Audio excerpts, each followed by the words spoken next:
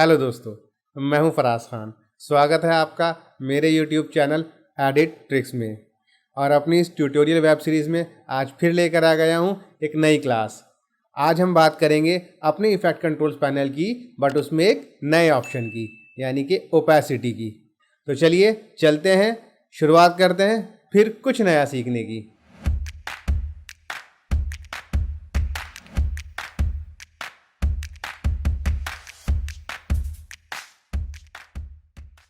Welcome back everyone. Now let's start a new session of learning. आज जिस topic पर हम बात करने वाले हैं उसका नाम आपको पहले से ही पता है, यानी कि opacity. Opacity effect control panel के अंदर ही होती है, but there is no option, you know the reason. पहले आपको कोई फुटेज टाइमलाइन पर रखनी होगी। ये वाली फुटेज हमारी टाइमलाइन पर रखी हुई है, इसको हम सिलेक्ट करते हैं।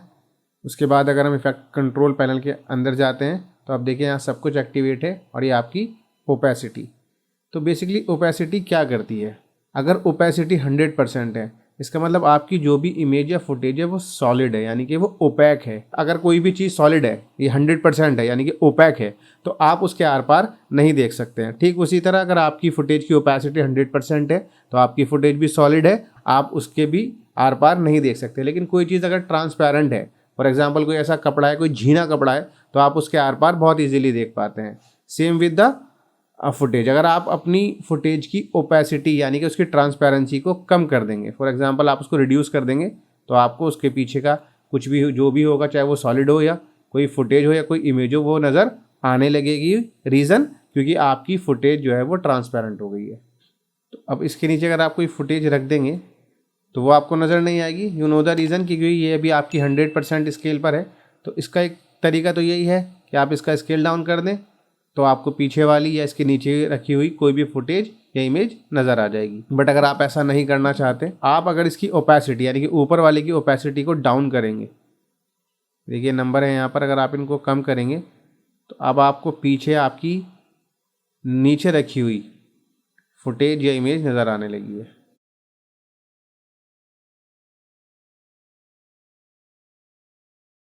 आप ओपेसिटी को मैनिपुलेट कर कर बहुत सारी चीज़ें कर सकते हैं। फॉर एग्जांपल ये एक आपकी फुटेज है और आप कोई दूसरी फुटेज इसमें सर्च करें। ओके, अगर हम ये वाली फुटेज इसके ऊपर रखें, हम इस वाली फुटेज की, ऊपर वाली फुटेज की ओपेसिटी को डाउन कर दें, तो आपकी ओपेसिटी डाउन हो गई। तो देखिए भाई, ये आपको यहाँ पर दो सन जो हैं वो नज़र आ रहे हैं।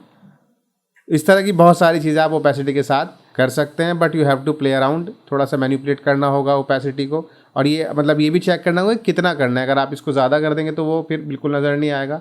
ये भी थोड़ा सा आपको जहन में रखना ज़रूरी है, तभी चीज़ें अच्छी भी लगती हैं। ऐसा नहीं कि मतलब कुछ भी कर रहे हैं, कुछ भी करेंगे तो मज़ा नहीं आएगा। इसका एक एग्जाम्पल और हम समझ लेते हैं। फॉर एग्ज़ाम्पल आपके पास कोई ब्लैक सॉलिड है, उसे आप अपनी वीडियो के ऊपर रख सकते हैं, और आपके पास कोई टेक्स्ट भी है।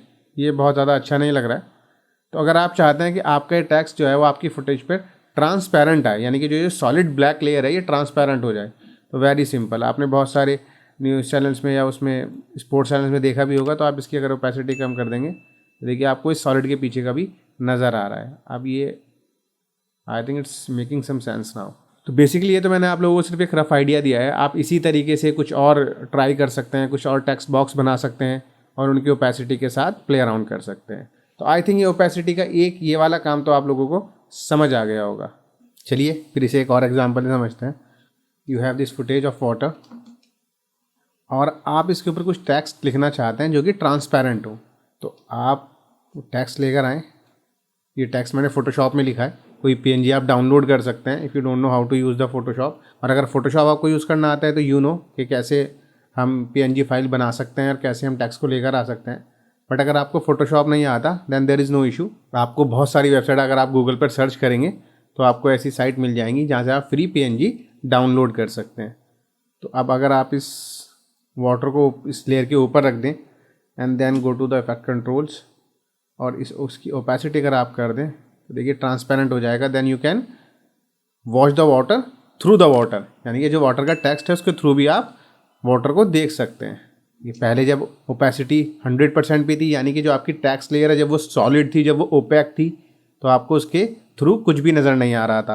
बट जैसे ही आपने उसकी ओपेसिटी को कम किया, यानी कि आपने अपनी जो टेक्स्ट फाइल है या टेक्स्ट इमेज है उसे कन्वर्ट किया ट्रांसपेरेंट लेयर में, तो आपको उसके थ्रू वाटर नज़र आने लगा है। अब it's completely up to you कि आप उसका कितना रखना चाहते हैं।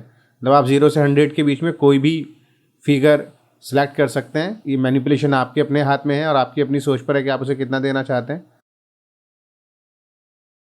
ओपेसिटी के नीचे ही हमारे पास ये ब्लेंड मोड होते हैं। अगर मैं इसकी ओपेसिटी 100% कर देता हूँ, आप इन ब्लेंड मोड से भी बहुत कुछ कर सकते हैं। कि आप इस पर क्लिक करेंगे तो आपको यहाँ पर बहुत सारे ऑप्शन नज़र आएंगे।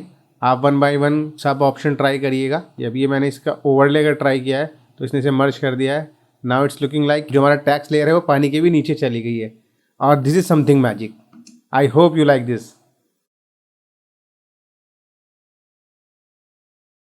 आप जो भी ऑप्शन में चूज़ करेंगे उसका एक अलग रोल होगा, वो अलग रोल प्ले करेगा। इसमें बहुत सारे ऑप्शन हैं, आप जो भी इसमें रखना चाहें वो as per your choice select कर सकते हैं। तो for now I will go with soft light. I think it's looking amazing. अभी हमने टेक्स्ट लेयर हटा दिया और मैंने इसी एक लेयर की कॉपी ले ली है और मैं इस लेयर का भी ब्लेंड मोड चेंज करके देखते हैं। ये ओवरले में अब आपकी ये पहली वाली फुटेज जो तो थोड़ी सी डल आपको लग रही होगी आई थिंक, और अगर आप अपना मोड चेंज कर देंगे तो देखिए result. This is the one जब आपने उसके ऊपर कोई लेयर नहीं रखी है, कोई ब्लेंड मोड चेंज नहीं किया है, and this is the result जब आपने ब्लेंड मोड चेंज कर दिया है। तो इस तरीके की कुछ मैजिक आप ब्लेंड मोड के साथ कर सकते हैं। ब्लेंड मोड आपको समझ आ गया, ओपेसिटी आपको समझ आ गई है।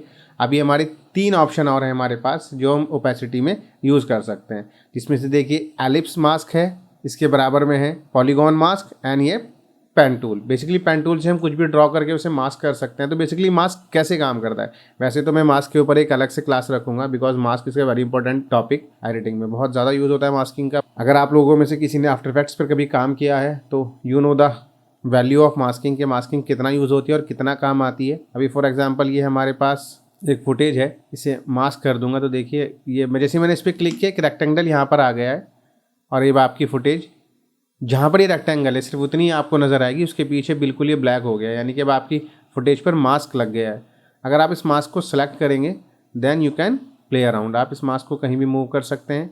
आप इन पॉइंट्स को पकड़कर इसे छोटा बड़ा ऊपर नीचे जैसे चाहें आप वैसे कर सकते हैं। जितना भी बेसिकली आपकी फुटेज पे इस मास्क का सिलेक्शन होगा उतनी ही फुटेज आपको नज़र आएगी, उससे ज़्यादा नज़र नहीं आएगी।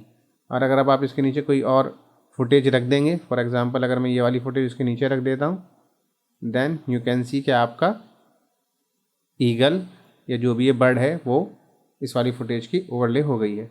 बट अब इसमें हमारे पास सिर्फ 4 कॉर्नर हैं, इसको हम पकड़कर मूव कर सकते हैं और जैसे चाहें वैसे उनको प्लेसमेंट दे सकते हैं। If you want to add some more points तो आप देखिए जब इसकी उस पर लेकर आएंगे ब्लू लाइन पर तो यहाँ ये पेन टूल एक्टिवेट हो जाएगा and then you can add the points और फिर आप उनको जैसे चाहें उनको ड्रैग कर सकते हैं।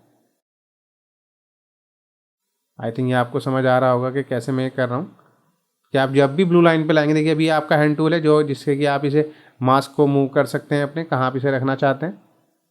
बट जैसे ही आप इस ब्लू लाइन पर आएंगे आपका पेन टूल आपको नज़र आएगा, प्लस का साइन भी आपको उसके साथ नज़र आ रहा होगा and you can add the point और उस पॉइंट को फिर आप अपनी चॉइस के अकॉर्डिंग मूव कर सकते हैं। ये वाला हैंडल जो है इसको अगर आप पकड़ के ऊपर लेके जाएंगे तो ये फेदर हो जाएगा, नीचे लेकर आएंगे तो सॉलिड हो जाएगा। I think this is clear. और फिर अगर आप इसके साथ वही हम इसे ब्लेंड मोड में भी जाकर चेंज कर दें या कुछ और पॉइंट भी देख सकते हैं, डार्कन से इतना हुआ है, मल्टीप्लाई से और से ज़्यादा हो गया।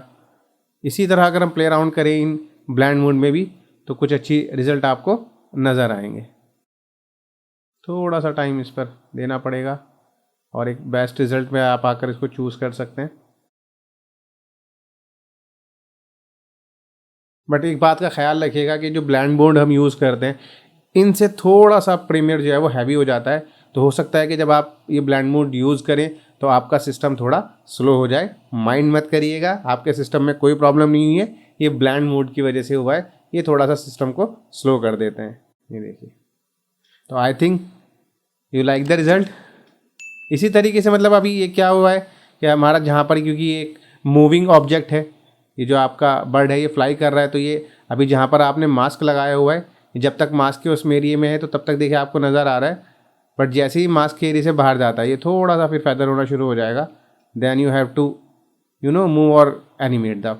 अभी मास्क पाथ हमारा यही काम करता है बट अभी मेरे लिए, मैं आपको इसलिए नहीं बता रहा हूँ कि थोड़ा सा प्रो लेवल की चीज़ है। हम इसी तरीके से मास्क को एनिमेट कर कर कर अपने ऑब्जेक्ट को फॉलो कर सकते हैं। जहाँ भी ये जाएगा हम इसे फॉलो करेंगे तो ये हमारे उससे सिलेक्शन से बाहर नहीं जाना चाहिए। जब हमारे सिलेक्शन से बाहर नहीं जाएगा, दिस थिंग और any thing will be on the screen all the time. लेकिन अगर जैसे ही हमारे सिलेक्शन से आउट हो जाएगा, ये स्क्रीन से आउट हो जाएगा। I hope this is clear.